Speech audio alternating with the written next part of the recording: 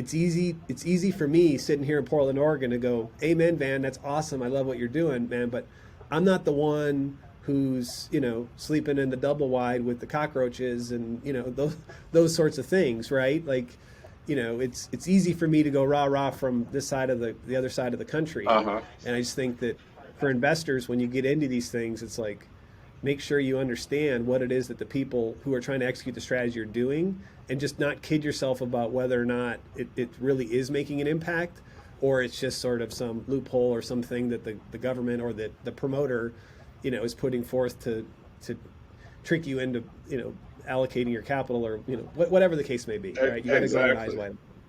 So I'll say this, Lance, and we really appreciate the hard questions because those are the ones that matter, especially to investors, especially to potential investors, those who are doing due diligence whatsoever.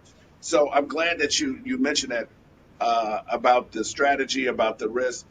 So a couple of the things that we do is, so say for example, we put a property under contract and we have 45 days due diligence whatsoever.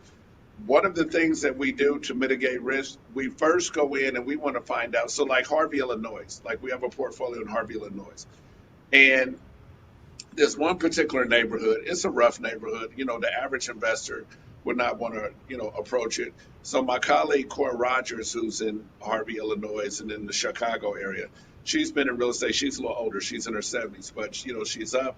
She's at them. She knows how to manage, manage managers. We look for active asset managers who are active, not confrontational, not cowboys, but who know how to deal with this type of resident.